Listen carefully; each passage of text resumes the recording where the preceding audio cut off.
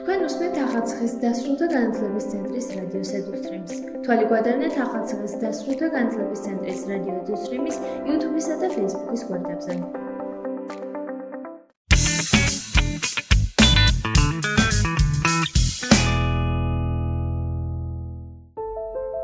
დღევანდელ გადაცემაში მოისმენთ რუბრიკას პულსი.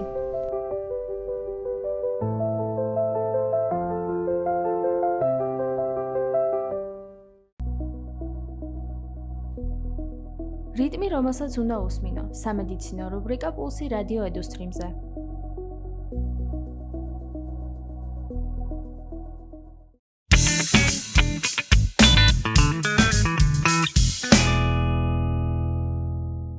მოგესალმებით, ეთერშია გადაცემა პულსი, მე ნანა ყავრალიშვილი ვარ. დღევანდელი ჩვენი გადაცემის სტუმარი გახლავთ სტომატოლოგი ელენე ბერიძე. დღევანდელი ჩვენი გადაცემის თემა იქნება ბავშვთა სტომატოლოგიური ჯანმრთელობა, ასე რომ დარჩით ჩვენთან ერთად. მოგესალმებით, ელენე, მადლობა, რომ ხართ ჩვენი გადაცემის სტუმარი. პირიქით, თქვენ მადლობა დაინტერესებისთვის. ძალიან მიხარია, რომ დღეს ჩვენს მსმენელებს და მაყურებლებს ბავშვთა ჯანმრთელობის მიმართულებით სტომატოლოგიური კუთხით გავუზიარებთ საკმაოდ მნიშვნელოვან საკითხებს. მით უმეტეს დღესდღეობით 21 საუკუნეში საკმაოდ ბევრი შესაძლებლობები არსებობს იმისთვის, რომ სტომატოლოგიურ დაავადებებს ვებრძოლოთ, თუმცა მანამდე მნიშვნელოვანია ამოვიცნოთ დროულად თითოეული დაავადება და ვიცოდეთ, როდის უნდა მივმართოთ სტომატოლოგს. ცნობიერების ამაღლება ნამდვილად მნიშვნელოვანი ფაქტორია, რომ იცოდნენ მშობლებმა, როდის როგორ უნდა მოიქცნენ და შესაბამისად ინფორმირებული იყვნენ იმაზე, თუ როგორ დაისვენ თავი მათი ბავშვების ჯანმრთელობის გაუარესებისგან. ელენე, რატომ არის მნიშვნელოვანი მშობლისთვის, რომ ვთქვათ, ადრეულ ასაკში მიაქციოს ყურადღება ბავშვთა სტომატოლოგიურ ჯანმრთელობას და დროულად მოხდეს თუნდაც პრევენციული ღონისძიებების გატარება იმისთვის, რომ თავიდან აირიდოს სხვადასხვა დაავადებები, რაც სტომატოლოგიას უკავშირდება? კი, ზუსტად აღნიშნეთ ის, რომ ბავშვთა ასაკში დაწყებული მკურნალობა პრევენციული მკურნალობა იქიდან გამომდინარე, რომ ბავშვთა ასაკში ვინაიდან ხდება ძვლის, ქსოვილის, კბილების ჩამოყალიბება, ისევე როგორც მთელი სხეულის, ეს არის იდეალური პერიოდი იმისთვის, რომ მივეხმაროთ, ესე ვთქვათ, თუ მიხმარება ჭირდება ძვლოვან ქსოვილს ან კბილებს და მივცეთ ზუსტი მიმართულება განვითარებისთვის. და შეგვიძლია, რომ უბრალოდ ძალიან დიდი გართულებების, ან ხანგრძლივი მკურნალობების პრევენცია ბავშვთა ასაკშივე. აი, მაგალითისთვის შეიძლება ბავშვს მაგალითად ქვედაყბა მეტად განვითარებული აქვს და უბრალოდ ორთოდონტული აპარატის ტარებით რამდენიმე წლის ან თვის განმავლობაში შეგვიძლია ამ ყბის ზრდას მივცეთ სწორი მიმართულება. ხოლო იმ შემთხვევაში თუ ამას დავაიგნორებთ ბავშვების ასაკში და დავუშვათ ეს ადამიანი როცა გახდება 20-30 წლის მერე შეაწუხებს არა მხოლოდ ესთეტიური დისკომფორტის, რომ ქვედაყბა მაგალითად უფრო დიდი არის ვიდრე ზედა. ამასთან გახლავს თანკბილის დარღვევები ან სახსხრის ტკივილი. და მე უკვე დაჭირდება ესეთ პაციენტს ქირურგიული მკურნალობა, როცა შეგვეძლო, რომ 20 წლით ადრე ორთოდონტული აპარატით გვემკურნალოთ მაგალითად. ამიტომ არის მნიშვნელოვანი, რომ ადრეულ ასაკშივე დავიწყოთ მკურნალობა, რომ იმისთვის, რაც თავიდან აგვარიდებს ესეთ რთულ და არასასურველ გართულებებს. როდის არის რეკომენდირებული, რომ პირველი ვიზიტი განხორციელდეს სტომატოლოგთან და რისთვის უნდა იყოს მშობელი მზად? რა პროცედურები უნდა ჩაუტარდეს, ან როგორ მიმდინარეობს პირველი ვიზიტის დროს ბავშვის კბილების შემოწმება? პირველი ვიზიტი ძირითადად პროტოკოლის მიხედვით მნიშვნელოვანია, რომ მოხდეს პირველი კბილის ამოჭრიდან 6 თვეში. პირველი კბილი ამოიჭრება დაახლოებით 6-8 თვის პერიოდში და დაახლოებით 1 წლის უკვე ბავშვი უნდა მივიყვანოს სტომატოლოგთან. შეიძლება მას მოცემული არ ქონდეს არანაირი ჩივილი, არანაირი პრობლემა, თუმცა მნიშვნელოვანია ის, რომ ბავშვმა იცოდეს უკვე სტომატოლოგთან ვიზიტი რას ნიშნავს, რას მოიცავს და მზად იყოს მომავალი მკურნალობებისთვის. რაც შეეხება პირველ ვიზიტს ხდება ძირითადად გაცნობა, სტომატოლოგი ათვალიერებინებს მის ინსტრუმენტებს, კაბინეტს, რომელი ინსტრუმენტი როგორ მუშაობს, სახალისო აქტივობა ხოლმე ძირითადად ვცდილობთ, რომ ბავშვები გავართოთ, დავაინტერესოთ და მხოლოდ პირისპიროს დათვალიერება ხდება პირველ ვიზიტზე და სასურველი არ არის პირველ ვიზიტზე რაიმე манипуляციის ჩატარება, ვინაიდან ბავშვის განწყობა ჩვენთვის ყოველთვის უფრო მნიშვნელოვანია, რომ მისი ნდობა მოვიპოვოთ. მნიშვნელოვანია ვიცოდეთ, რა სიხშირით უნდა დაგეგმოს მშობელმა ბავშვის ვიზიტი სტომატოლოგთან. თქვენ ახსენეთ, რომ 6 თვის შემდგომ ხდება ვიზიტი, როდესაც პირველი კბილი ამოვა და აქედან გამომდინარე რაღაცა ალბათ ინტერვალებით არის საჭირო, რომ პროფილაქტიკური მიზნით მშობელმა განახორციელოს ბავშვის ვიზიტი ექიმთან. ამიტომ როგორ არის რეკომენდირებული არა მარტო პირობითად ტკივილის დროს მოიყვანოს ბავშვი, არამედ ალბათ პროფილაქტიკის მიზნით საჭიროა, რომ პერიოდულად მოხდეს ბავშვის ვიზიტი სტომატოლოგთან. კი, პროფილაქტიკური ვიზიტები აუცილებელია, რაც გულისხმობს ყოველ 6 თვეში ერთხელ ვიზიტ სტომატოლოგთან.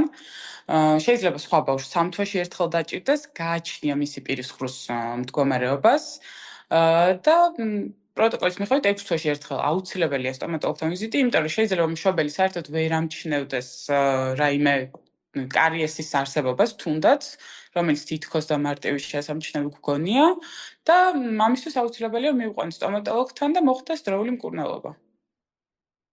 რა საკიდან უნდა დაიწყოს ბავშვმა პირისყროს მოვლა? ხშირად შემხვედრია ჩემს გარშემო, რომ აი პირველი კბილი ამოვა თუ არა, ეგრევე კბილის ჯაგრის ყიდულობენ, კბილის პასტას ყიდულობენ და რაღაცა ჩვევებს უვითარებენ ბავშვებს იმისთვის, რომ თუნდაც დამოუკიდებლად მომავალში შეძლონ თავიანთი პირისყროს მოვლა. ამიტომ მნიშვნელოვანი იქნება თქვენი როგორც სპეციალისტის აზრის გაზიარება, როდის უნდა დაიწყოს ბავშვმა პირისყროს მოვლა და როგორი პრაქტიკა უნდა განვითარდეს ამ მიმართულებით ბავშვის ჩვევებში. კი, ეს მიდგომა სწორია. არათუ პირველი კბილის ამოჭრა პირველივე დღეებიდან უნდა დავიწყოთ, სანამ ბავშვს კბილი ამოვა, სველი პირსახოცით უნდა გავუწმინდოთ პირი და იმ წუთში, იმ დღიდანვე, როგორც კი პირველი კბილი დაიწყებს ამოჭრას, უნდა დავიწყოთ ჯაგრისის გამოყენება.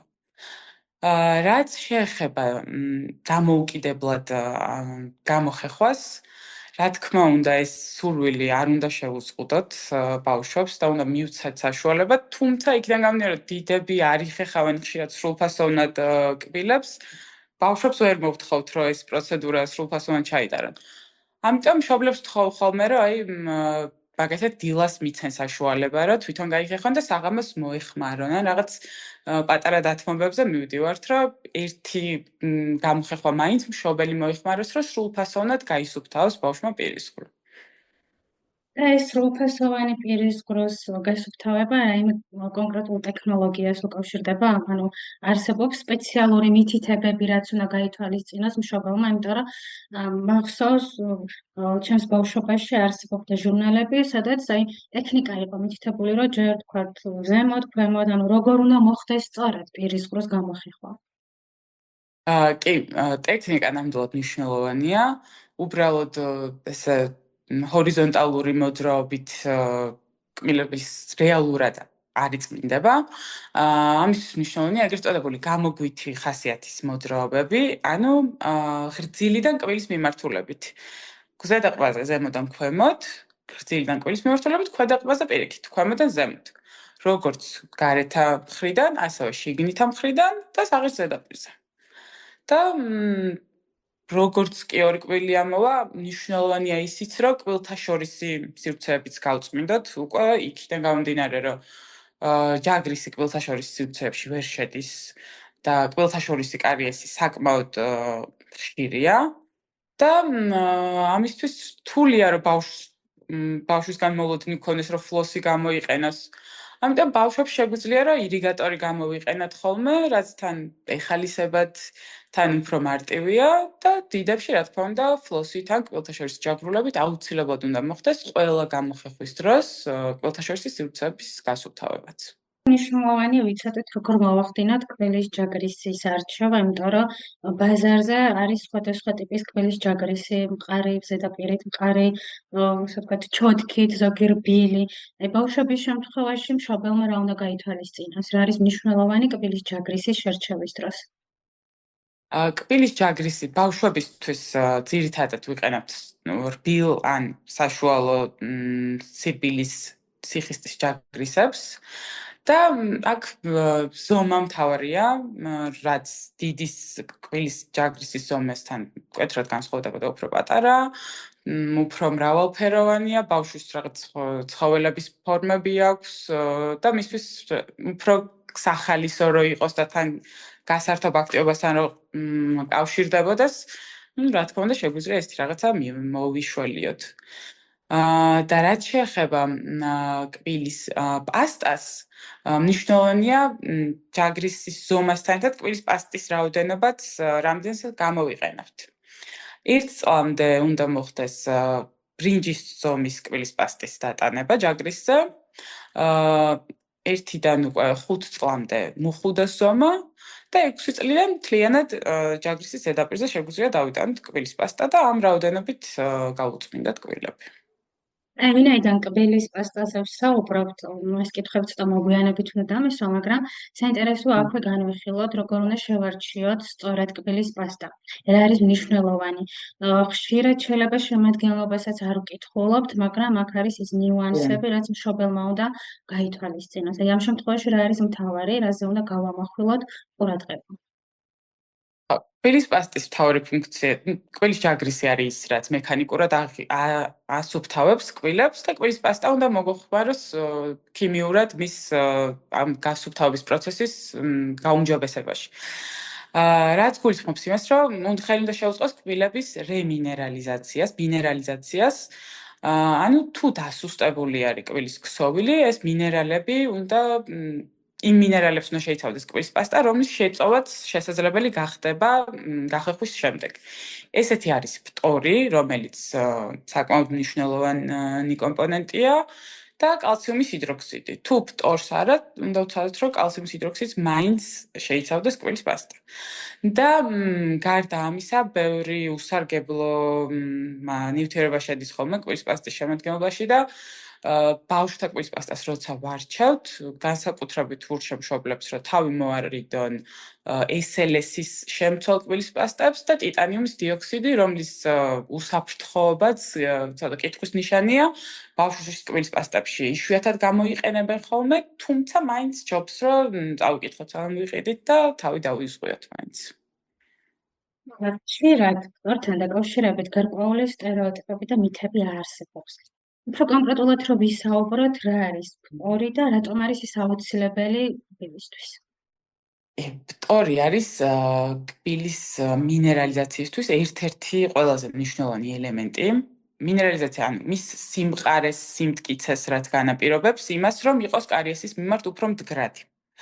ფტორის საშიშობას რაც შეეხება, ამერიკის შეერთებულ შტატებში მისი პერორალური მიღება ბავშვებში აიკრძალა წელს. ანუ აბების საშუალებით მის მიღება რეკომენდებული არაა. ვინაიდან კვლევებმა და რამდენიმე ათეული წლის გამოცდილებამ გვიჩვენა, რომ ხშირად თიროიდული ჯირკვლის ფუნქციების დარღვევას იწვევს. ის ბავშვები, რომლებსაც ფტორს ასმევდნენ, ჭარბწონიანობა უფრო მეტად გამოვლინდა გართულებული, ცოტა შესუსტებული ინტელექტუალური განვითარება ბავშვებში იმასთან შედარებით, ვინც ფტორს არ სვავდა და ამასთან მნიშვნელოვანი ის, რომ დიდი სხვაობა არ იყო ამ კარიესისადმი მდგრადობის მაჩვენებელში იმ ბავშვებში, ვინც სვავდა და არ სვავდა ფტორს. შესაბამისად, ფტორის პერორალურ მიღებას რეკომენდაციას არ ვუწევ და არ უწევს ასევე FDA და რაც შეეხება მის კბილის პასტაში არსებობას, ვფიქრობ, რომ აუცილებელია. ამ ფტორის რაოდენობაც ასაკობრივი ჯგუფების მიხედვით განსხვავებული უნდა იყოს. როგორც თქვი, პერორალური მიღება შეიძლება ტოქსიკური იყოს და პერორალური მიღება შეიძლება გამოვიდეს ისიც თუ კბილის პასტაშია და ვინაიდან ბავშვებმა არ იციან გამოივლონ რას ნიშნავს, შეიძლება გადაყლაპოს ეს კბილის პასტა და ისევ იგივე მავნე ეფექტთან მივიდეთ. ამის გამო არის განსაზღვრული დოზები. 1 წლამდე 1000 ppm-მდე, ppm-ი არის ფტორის რაოდენობა, რაც უნდა იყოს კბილის პასტაში, ყველა კბილის პასტას აწერია და შეგვიძლია შევამოწმოთ ხოლმე. მერე 1-დან 6 წლამდე 1000-დან 3050-მდე რეკომენდებული და უკვე 6 წლიდან დასრულებში 1000-დან 1500 ppm არის ის დოზა, რაც უნდა იყოს კვის პასტაში ფტორის რაოდენობა. აი, რაც შეეხება იმ კვილის პასტას, რომელსაც აწერია, რომ არის ბუნებრივი და არ შეიცავს თუნდაც ფტორის, ანუ ფტორის გარეშეა, ეს რამდენად არის ეფექტური პირის ყურის აა გავლის დროს? ხო, ბუნებრივი საშუალებების საწინააღმდეგო ნამდვილად არაფერი არ მაქვს. გვირილის სავლები არის შეუცვლელი ელექსირი ჯერ კიდევ სტომატოლოგიაში, რომლებსაც ანთებით პროცესების დროს ხშირად ვიყენებთ. თუმცა კვილის მინერალიზაციაში ასევე კვლევით არ დასტურდება მათი ეფექტურობა. შეიძლება მათ ჰქონდეთ მცირედი ანთების საწინააღმდეგო ეფექტი, თუმცა კარიესის პრევენციაში მათი როლი დადასტურებული არ არის. ერთადერთი შეიძლება რომ ღრძილების და ლორტონის ჯანმრთელობაზე პოზიტიურად იმოქმედონ, არა კვილებზე. აი, ჩვენ კარიესი ვახსენეთ და მნიშვნელოვანია ბავშვებში საკმაოდ გახშირებულია ეს კარიესი და ვისაუბროთ კარიესის სახეებზე. აი, განსაკუთრებით ბოთლის კარიესაც წოდებულ კარიესზე, რომელიც დღეს უკვე ბოლო 10 წლების განმავლობაში ხშირად ხდება ბავშვებში. რომ აუხსნათ ზოგადად რა იწვევს ამას, რატო არის ესე ძალიან გავრცელებული და როგორ მოვახდინოთ მისი მკურნალობა. კი ბატონო. კარიესი, ან ზოგადად არის, როცა კვილის სტრუქტურა სუსტდება, ხდება ბაქტერიული ინვაზია კვილში და კვილის ქსოვილი ხდება ძალიან რბილი და ნელ-ნელა გარდაიქმნება პულპიტამდე, კვილის ანთებამდე და ვლინდება ტკივილით.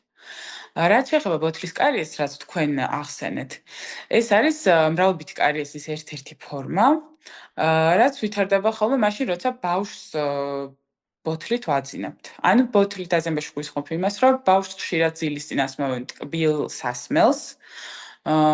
ბავშვი იძინებს ბოთლით, შემდეგ რა თქმა უნდა კვილებს არავინ არ უხეხავს. ეს ბაქტერიები მთელი ღამე აზიანებენ კვილის სტრუქტურას, დაბლა მჟავიანობისკენ წევენ პირისპირში pH-ს და შესაბამისად უფრო ნაკლებად მდგრადია კვილი დაზიანებებისადმი და ეს როცა ქრონიკულად ყოველდღიურად გრძელდება, ვლინდება ეს ბოთლის კარიესი მრავლობითი დაზიანებები, როცა ფაქტობრივად ჩამოშლილია კვილის სტრუქტურა. ყველა კვილზე ბავშვს თითქმის კარიესი აქვს. დღეს აი ეს ინფორმაცია მნიშვნელოვანია მშობლებისთვის. და კი, რეალურად კი ძალიან გავრცელებულია მსგავსი ტიპის შემთხვევები დღესდღეობით ჩვენ და სამწუხაროდ. ახლა უშუალოდ მითების ნაწილზე რო გადავიდეთ, სარძევი კბილებზე რო ვისაუბროთ, ხშირად გაგვიგია, რომ აი სარძევე კბილების მალე ცვლა არც თუ ისე საზიანოა. ან პირიქით, აი უფრო სწორად რო ავხსნათ რა არის სარძევე კბილები, როდის არის მისი გამოცვლა რეკომენდირებული და ხშირად კიდე გვხვდებიან ისეთი ბავშვები, რომელსაც ჯერ კიდე არ აქვს გამოცვლილი ეს სარძევე კბილები გარკვეულ ასაკამდე. აი ამ საკითხზე რა უფრო დეტალურად ვისაუბროთ. კი ბატონო, სარძევე კბილების ამოჭრას და მათ მოცვლას კონკრეტული ვადები აქვს ყველა კბილს. სულ 20 სარძევე კბილი აქვს ბავშვს, რომელიც შემდეგ მუდმივ 20-ს მოიცვლის და მუდმივი კბილებით შეიცვლება. ზოგჯერ ხვდებით ხოლმე დაგვიანებულ ამოჭრას, რაც რის მიზეზით შეიძლება იყოს ნუტრიციული სხვადასხვა დეფიციტები, შეიძლება იყოს D ვიტამინის, კალციუმის ან ისევ ფარისებრი ჯირკვლის დისფუნქციის ფონზე განვითარებული დაგვიანებული ამოჭრა. შეიძლება საერთოდ გენეტიკურად იყოს მიდრეკილი, ანუ მის მშობლებს, ბებიას, ბაბოს გვიან ამოეჭრა, ან პირიქით ადრე ამოეჭრა და ამ შემთხვევაში საგანგაშო არაფერი არ არის. და მნიშვნელობა უნდა მივაქციოთ სარძევე კბილებს ზუსტად ისევე, როგორც ვზრუნავთ და ყურადღებას ვაქცევთ ჩვენს მუდმივ კბილებზე. იქიდან გამომდინარე, რომ სარძევე კბილების ჯანმრთელობა არის იმის საწინდარი, რომ მუდმივი კბილებით ჯანმრთელი ამოიჭრება. სარძევე კბილის ზემოთ, ყბის ძვალში არის მუდმივი კბილების ჩანასახები. თუ სარძევე კბილი დაზიანდება, ეს დაზიანება და ანთებითი პროცესი მის გარშემო ვრცელდება მუდმივ კბილზეც. ჩვენ კი შეიძლება რომ ეს სარძევე კბილი ამოვიღოთ, თუმცა ამოვა მერე ისევ დაზიანებული, ამოიჭრება დაზიანებული მუდმივი კბილი. რისი პრევენციაც შეგვიძლია მარტივად იმით, რომ ადრეულ სტადიაზე ვუმკურნალოთ სარძევე კბილებს და დავიცვათ ჩვენი ბავშვების მუდმივი კბილები ესეთ დაზიანებებისგან. ეს ადრეული სტადია როდის არის? მშობელმა რას უნდა მიაქციოს ყურადღება, რომ დროულად მიმართოს სტომატოლოგს? აა ეს 6 თვეში ერთხელ ვიზიტი აუცილებლად. ტკივილი ყველაზე ბოლო სტადიაზე ვითარდება ხოლმე, როცა უკვე კარის სული დაზიანება საკმაოდ ღრმაა და დიდი ალბათობით ენდოდონტიური მკურნალობა, ანუ ეგრეთ წოდებული ნერვის მოკლა ჭირდება კბილს. და ისიც ასევე მითია, რომ თითქოს ეს ენდოდონტიური მკურნალობა არ არის საჭირო სარძევო კბილებში, იმიტომ რომ როგორც უკვე თქვი, განმეორდები, რომ სარძევო კბილების ჯანმრთელობა ნიშნავს მუდმივი კბილების ჯანმრთელობასაც. დღეს უკვე ბოლო პერიოდში საკმაოდ გავრცელებულია ბრეკეტების გამოყენება, რაც იმას ნიშნავს, რომ თუნდაც ბავშვობის ასაკიდან ისე ვერ განვითარდა ყბა და კბილები იმისთვის, რომ თქვა კარგი წყობა ჰქონოდა და პაციენტს არ დაჭირვებოდა თუნდაც ბრეკეტების გამოყენება. აქედან გამომდინარე, რა მავნეჩვევებია, რომელიც ხელს უშლის კბილების და ყბის განვითარებას? კი, ყვაყბილთა სისტემის ანომალიები შეიძლება გამოიწვიოს, თანკბილის ანომალიები შეიძლება გამოიწვიოს, რაც ახლა ვახსენეთ, სარძევო კბილების ნაადრევმა ამოღებამ. იმ შემთხვევაში თუ კარიესია, ხშირად თვლიან, რომ საჭირო არ არის ამის მკურნალობა, მაინც ახალი უნდა ამოუვიდეს, კბილს იღებენ, რაც რეალურად თანკბილვაზე მოქმედებს. რაც შეეხება მავნეჩვევებს, თითის სწოლა არის მაგალითად გავრცელებული, რომელიც წინა კბილებს აწვება და წინა კბილები ხშირად წინ გადახრილია, ან შეიძლება ენას აწვებოდეს ხოლმე ბავშვი შიგნიდან წინა კბილებს, ამ დროსაც იცვლიან კბილები პოზიციას, ასევე შეიძლება თუნდაც ჩხილების ყვნეტა ან მუდმივად რაღაცით გაღიზიანება, ფანქრის ან პასტის ღეჭვა. ესეც მავნეჩვევებია და ეს ყველაფერი ერთად მოქმედებს კბილების განვითარებაზე და როგორც თქვი, ვინაიდან ძალიან მარტივია, რომ ყვაყბილთა სისტემას განვითარებას მივსვათ მიმართულება ამ ბავშვთა ასაკში, როცა ყალიბდება, ზუსტად იგივენაირად მარტივია, რომ დავაზიანოთ მათ შორის. ამიტომ ეს მავნეჩვევები მშობლებმა აუცილებლად უნდა აკონტროლონ და ცადონ, რომ რაც შეიძლება სწრაფად აღმოფხვრან. რა ნიშნებია იმის, რომ მშობელი მიხვდეს, რომ არასწორად მიმდინარეობს ყბის სისტემის განვითარება და როდის უნდა მიმართოს თუნდაც ორთოდონტს კონსულტაციისთვის? გარდა იმისა, რომ მავნეჩვევები შეიძლება ბავშვი აღმოჩენილი აქვს, რომ ეს მავნეჩვევა და იმ მომენტში ვერ გაიაზროს, რომ ყბის სისტემას უზიანებს, მაგრამ რაღაცა პირველადი ნიშნები არსებობს. რაზეც უნდა დაფიქრდეს და მიიღოს გადაწყვეტილება, რომ ორთოდონტთან განახორციელოს ვიზიტი. კი, ორთოდონტთან ვიზიტისთვის ასევე გავრცელებული არის ისეთი მოსაზრება, რომ თითქოს ყველა მუდმივი კბილი უნდა იყოს ამოჭრილი იმისთვის, რომ ორთოდონტული მკურნალობა დავიწყოთ, რაც მცდარია, რაც უფრო ადრეულ ასაკში დაიწყება ორთოდონტული მკურნალობა, მით უფრო ეფექტური იქნება ის. რაც შეეხება იმას, თუ მშობელმა ეს როგორ უნდა შეამჩნიოს, ადრეულ სტადიაზე ძირითადად მშობლის არაპროფესიონალის თვალისთვის შესამჩნევი არ არის ხოლმე. უნდა დავაკვირდეთ რკალში ზის თუ არა კბილები, ამოჭრის თანმიმდევრობას, ადგილმდებარეობას, კბილის მდებარეობას. რისთვისაც ისევ ჯობს, რომ ამ 6 თვეში ერთხელ ჩვენს რუტინულ ვიზიტებზე ჩვენი ექიმ-თერაპევტი თუ შეამჩნევს რაიმე ანომალიას, აუცილებლად უნდა გადაგვამისამართოს ორთოდონტთან და იმის მიხედვით უნდა მოხდეს შემდეგ ორთოდონტული ჩარევაც. და რა საკიდან არის რეკომენდირებული თუნდაც ბრეკეტების გაკეთება ბავშვებში? ანუ მოზრდილობიდან თუ უფრო პატარა ასაკიდანაც არის შესაძლებელი, რომ მსგავსი ტიპით მოხდეს ყბის სტრუქტურის გასწორება? ხო, ბრეკეტ სისტემისთვის უკვე ცვლადი თანკბილვა უნდა გქონდეს, ანუ მუდმივი კბილების ნაწილი უნდა იყოს ამოჭრილი, შეიძლება ბავშვს პირში ქონდეს სარძევო კბილები ისევ. კონკრეტული ასაკი ამისთვის არ არსებობს. შეიძლება როგორც ბავშვობის ასაკში, ისევე 30 წლის ასაკში დაიწყოთ მაგალითად მკურნალობა, თუმცა ცხადია, რომ ბავშვობის ასაკში უფრო ეფექტურია და უფრო მეტად გვაქვს იმის შესაძლებლობა, რომ მარტივად შევინარჩუნოთ მიღებული შედეგი. აი კბილის პასტებთან დაკავშირებით გამორჩა ერთი საკითხი და იმედი მაყურებლები არ გვიწყენენ თუ ახლა ვისაუბრებთ ამაზე. პირის ღრუს სავლებები. რამდენად არის რეკომენდირებული ბავშვებში ამის გამოყენება? მართალია მოზრდილებში სხვადასხვა ტიპის და სახეობის არსებობს, თუმცა ბავშვებში რამდენად არის მიზანშეწონილი, რომ თუნდაც ყოველდღიურობაში არა, მაგრამ რამდენიმე დღეში ერთხელ გამოიყენა. ბავშვებში რეკომენდებული არ არის. მეტიც დიდებშიც ყოველდღიურ მოხმარებაში აუცილებელი არ არის სავლების ჩართვა, თუ ეს სტომატოლოგმა არ დაგინიშნათ და თუ მას არ აქვს სამკურნალო დანიშნულება. იმიტომ რომ ყოველდღიურობაში თითქოს გვაქვს შეგრძნება, რომ უფრო სისუფთავის შეგრძნებას გვიტოვებს ეს სავლები, თუმცა სიამდვილეში შეიძლება ისევ შემცველობიდან გამომდინარე შეიძლება ნეგატიურად მოქმედებდეს ჩვენი პირის ღრუს მიკროფლორაზე, რაც ნიშნავს, რომ აზიანებს იმ ჩვენ რო პირის ღრუში არიან როგორც ჩვენი მეგობარი ბაქტერიები, რომლებიც კონკურენციას უწევენ სხვა მავნე ბაქტერიებს და ეს მავნე ბაქტერიები არიან ხოლმე ძირითადად უსიამოვნო სუნის წყარო. და თუ ეს სავლები სელექციურად ვერ მოქმედებს ამ კონკრეტულ ბაქტერიებზე, ძირითადად ანადგურებს ამ ყველა ბაქტერიას გამრავლებაში ხელს უშლის და შესაბამისად ნაცვლად იმისა, რომ თავი დავიცვათ უსიამოვნო სუნისგან, პირიქით ეს ყოველდღიური სავლები შეიძლება ამის გამომწვევით გახდეს ბოლოს. და ბავშვებში არა, ნამდვილად საჭირო არ არის. აი რა არჩევებს მიცემდით მშობლებს, რაც მნიშვნელოვანია, რომ გაითვალისწინონ ბავშვის ყოველდღიური რუტინაში კბილის მოვლის დროს და რა უნდა გვახსოვდეს, რა არის მნიშვნელოვანი იმისთვის, რომ თავიდან ავირიდოთ სხვადასხვა გამოწვევები, ანომალიები თუ შემთხვევები ბავშვის პირის ღრუსთან დაკავშირებით. კი, პირველი აუცილებლად ჰიგიენის სრულფასოვნად დაცვა.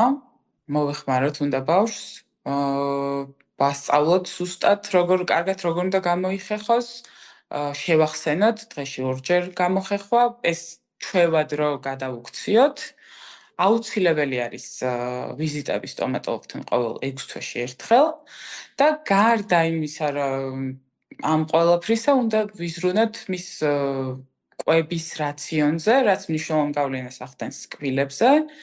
ვინაიდან ტკბილის საკვები განსაკუთრებით მარტივად იწვევს კარიესის განვითარებას და ხელს უწყობს.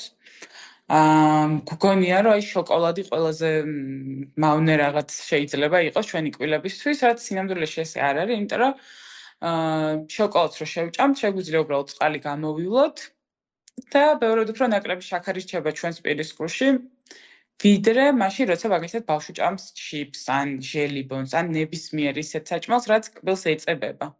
ეს ნიშნავს, რომ ეწებება დიდხანს რჩება და უფრო მეტი დრო აქვს ბაქტერიას გამრავლებისთვის, ინვაზიისთვის და კარიესის ჩამოყალიბებისთვის.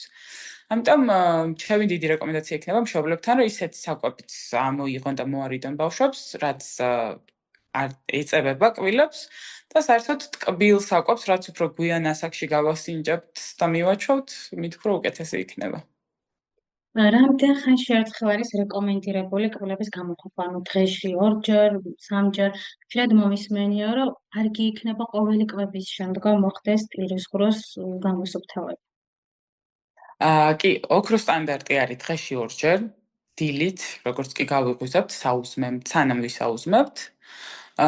ვინაიდან მთელი ღამე დაგროვილია ჩვენს პირის ღრუში ბაქტერიები და დილის წინ აუცილებლად სრულფასოვანი ჯაგრისი, ფლოსი, ირიგატორი იქნებათ, ან კბილთა შორის ჩაგრულები სრულფასოვნად უნდა გამოვიწმინდათ კბილები ენასთან ერთად.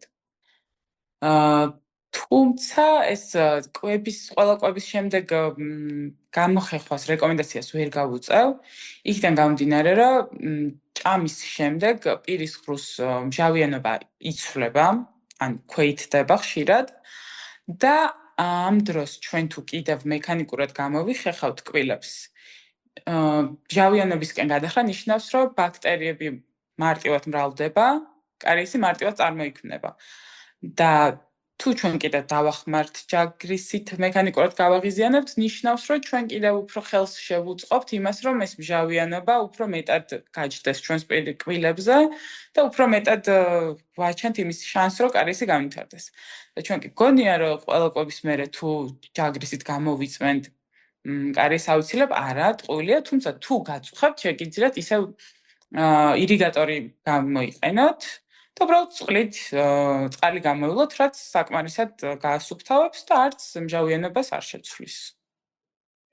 ეს მშობლებისთვის მნიშვნელოვანი საკითხი იქნებოდა კბილის დაბჟანა, იმიტომ რომ ხშირად ტკივილებთან ასოცირდება, არის შემთხვევები, რომ თქვათ გამოყუჩებელს ვერ უკეთებენ, იმიტომ რომ სხვადასხვა შიშები არსებობს ამასთან დაკავშირებით და ურჩევნიათ, რომ რაღაცა ვიზიტი ან სტომატოლოგთან გადადონ, ან დაელოდონ ამ კბილს, როდის მოიცვლის ბავშვი. ამ შემთხვევაში რა არის მნიშვნელოვანი, იმიტომ რომ კბილის დაბჟანაც ერთ-ერთი მნიშვნელოვანი საკითხია ალბათ დღესდღეობით, რაც მშობლებმა უნდა გაითვალისწინონ და რეალურად ის სტერეოტიპები, რაც არსებობს, ესეც ცოტა გვერდზე უნდა გადადო. კი, აბსოლუტურად გეთანხმებით. გაუტკევრების გარეშე ბავშვებთან თითქმის არ მუშაობთ.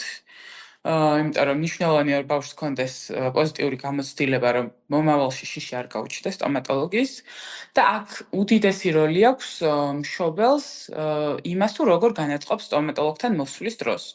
ბავშვი პირველად მოდის სტომატოლოგთან და მშობელი გზაში თითქოს უწყინა კითხვას უსვამს, რომ ხო არ გეშინია, ხო არ ნერვიულობ. ბავშვს ავტომატურად უჩნდება მოლოდინი, რომ რაღაც საშიში უნდა დახვდეს იქ რომ მივა. ამიტომ მშობელმაც მისი როლი უნდა ითამაშოს და უნდა შეარჩიოს სიტყვები, რითაც განაწყობს სტომატოლოგთან ვიზიტამდე, რა თქმა უნდა შეშინებული არ მოვიდეს ჩვენთან. მაინც ვერ ვიტყვით, რომ სასიამოვნო პროცედურებთან ასოცირდება სტომატოლოგთან ვიზიტი. და ხო, ტკივილს რაც შეეხება, ასევე ნემსის გაკეთებით რო აშინებენ, რომ თუ უცვლად მოიქცევი ნემს გაგიკეთებ, ნემსის გაკეთების გარეშე ანესთეზიას ვერ გავაკეთებთ და ასევე ხშირად არიან ბავშვები, ვისაც მაინც აი მხოლოდ ნემსის გაკეთების ეშინიათ და ბურღის არა მაგალითად. და ამაშიც მშობლის როლი არის ძალიან დიდი და მშობელი უნდა დაგვეხმაროს იმაში, რომ მათი შვილების მკურნალობა შეუძლოთ. და ბოლოს რომ შევაჯამოთ, აი ეს ნაწილი მთავარი რჩევები მშობლებს. ის რაც უნდა იცოდნენ თავიანთ ყოველდღიურობაში. კი, მთავარი რჩევა არის ისევ განწყობაზე გავაგრძელებ, რომ მათი ჩართულობა არის ძალიან მნიშვნელოვანი. მნიშვნელოვანია, რომ შეუქმნან პოზიტიური განწყობა სტომატოლოგის მიმართ და მესმის მშობლების, რომ ბევრ შეიძლება ცუდი გამოცდილება ქონდეს და თვითონ ხშირად ბევრად უფრო ეშინიათ ხოლმე ვიდრე ბავშვებს და უფრო ნერვიულობენ. ამასთანავე მნიშვნელოვანი არის ის, რომ პირისყრუს ჰიგიენა, ჩამოუყალიბონ შვილებს როგორც ჩვევა და დაეხმარონ ამის სრულფასოვნად განხორციელებაში, როგორც დილას, ისევ საღამოს და ასევე მინდა მშობლებს ვთხოვო, რომ ტკივილი არ იყოს ერთადერთი მიზეზი, რის გამოც გადაწყვეტენ, რომ სტომატოლოგთან მიიყვანონ ბავშვი და ატარონ ისინი ყოველ 6 თვეში ერთხელ რუტინულად შემოწმებაზე, რითაც ბევრ გართულებას აიცილებენ თავიდან. ძალიან დიდი მადლობა ელენე საინტერესო ინფორმაციის გაზიარებისთვის.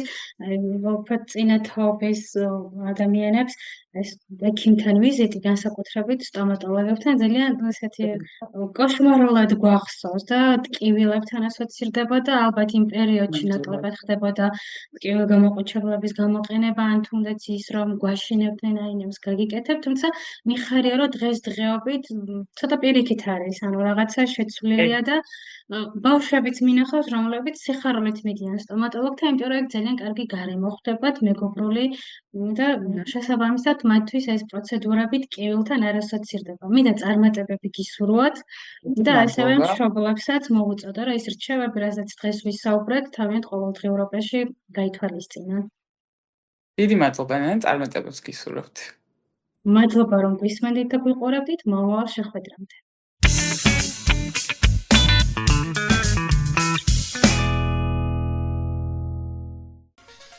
გადაცემა მომზადებულია ახალციხის დასრულთა განათლების ცენტრის მიერ პროექტის რადიოს ძალის ფარგლებში. რადიო ფუნქციონირებს გერმანიის საგარეო საქმეთა სამინისტროსა და დილების საერთაშორისო მხარდაჭერით.